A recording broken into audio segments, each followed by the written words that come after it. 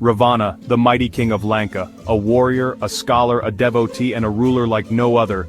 His 10 faces, were they a divine boon, a symbol of ultimate power, or did they hold the seeds of his own destruction?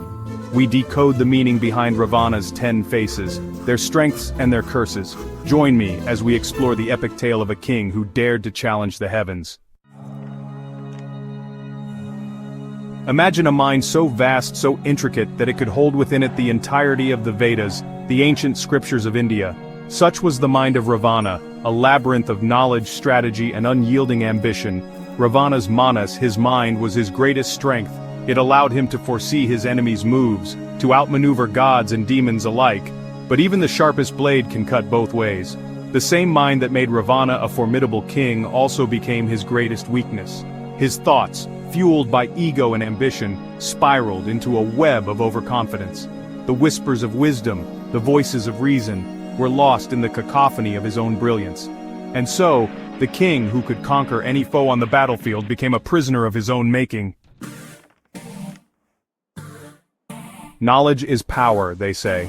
And Ravana, the 10-headed king, was the very embodiment of this adage.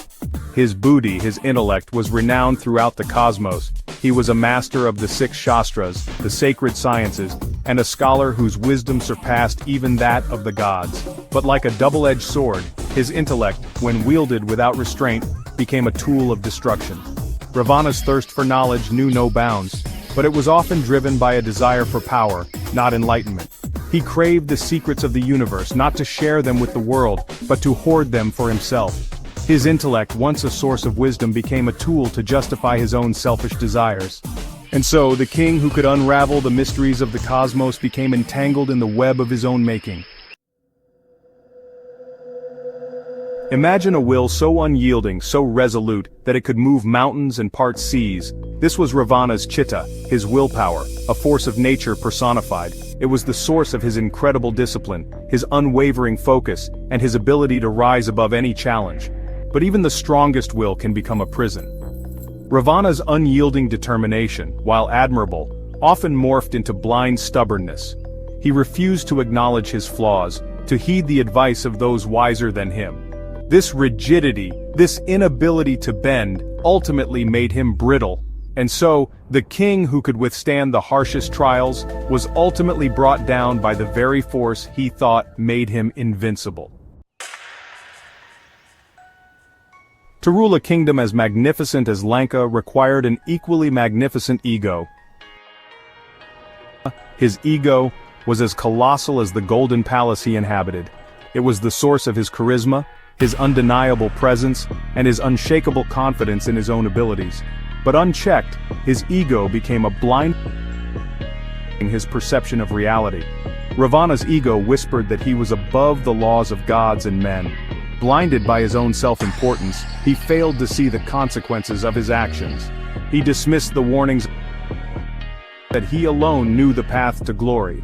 His ego, once a source of strength, had become a gilded cage, trapping him in a world of his own making. And so the king who dared to reach for the heavens was brought low by the very force. Deep within the heart of every ambitious soul flickers the flame of envy. In Ravana, this flame raged like a wildfire, consuming all reason and morality. His matsarya, his envy, was a potent force, driving him to achieve feats that would surpass even the gods themselves.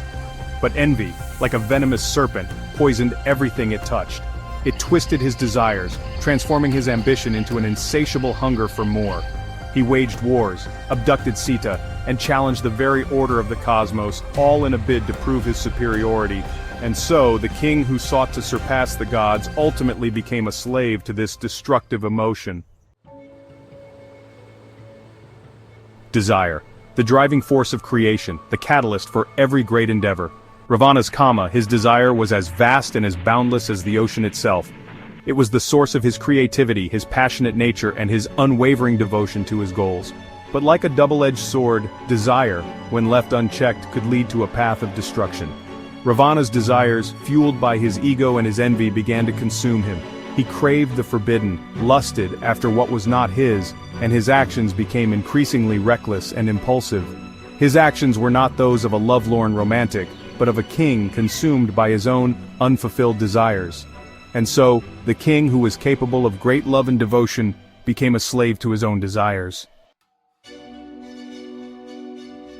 To be a king is to carry the weight of a kingdom on your shoulders, to command respect, to inspire awe. Ravana's Mata, his pride, was as towering as his golden city of Lanka. It was a reflection of his accomplishments, his self-belief, and his unwavering confidence in his own judgment. But pride, like a double-edged sword, can cut both ways. Over time, Ravana's pride morphed into arrogance, blinding him to his own flaws. He surrounded himself with yes-men, dismissed the wise counsel of his brother Vibhishana. His pride became a gilded cage, isolating him from those who truly cared for him. And so, the king who held his head high was brought low by the very quality he believed made him great. To love and to be loved is a fundamental human need. Ravana, for all his flaws, was not immune to the powerful pull of moha, attachment. He was a devoted son, a loving husband, and a fiercely protective father. But even love, that most noble of emotions, can become a double-edged sword. Ravana's attachment to his family, while genuine, often clouded his judgment. He allowed his love for his sons to excuse their transgressions, ultimately contributing to their downfall. His love for Lanka, his desire to protect his kingdom and his people, blinded him to the injustices he was perpetrating. And so, the king who was capable of great love was ultimately undone by the very attachments he held most dear. Imagine a hunger that could never be satisfied, a thirst that no ocean could quench. This was Ravana's lobha, his greed, an insatiable desire for more power, more knowledge, more possessions. It was a driving force behind his many accomplishments, but also the source of his greatest transgressions. But greed, like a bottomless pit, could never be truly filled. The more Ravana acquired, the more he craved. His hunger for power became an obsession, driving him to commit acts of unspeakable cruelty and injustice. And so, the king who possessed everything was ultimately consumed by his own insatiable greed. Anger, a primal force capable of great destruction but also a powerful motivator. Ravana's Krodha, his anger, was as legendary as his intellect and his pride. It was an inferno that burned within him, fueling his warrior spirit, his determination to overcome any obstacle. But like a wildfire, his anger, once it raged out of control, left only destruction in its wake. His fury, fueled by his ego and his pride, blinded him to reason, leading him to make rash decisions that ultimately proved to be his undoing. He declared war on the heavens, abducted Sita in a fit of rage, and refused to listen to the pleas of those who begged him to reconsider his actions. His anger, once a source of strength, had become a destructive force that consumed him from within. And so, the mighty king was ultimately brought down by the very emotion that he believed made him invincible. And so, the great king fell. Not because he lacked power, but because he let his own strengths consume him.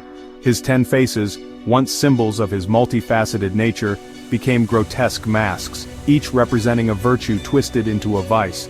Ravana was not just a demon king, he was a scholar, a warrior, and a devotee, but above all he was a man who let his virtues turn into vices. His story is not just about war and destruction, it is a lesson for us all, a timeless reminder that the line between good and evil is often blurred. Let wisdom guide strength, let humility balance pride, let dharma lead desire. Subscribe and share to the Mythology TV YouTube channel.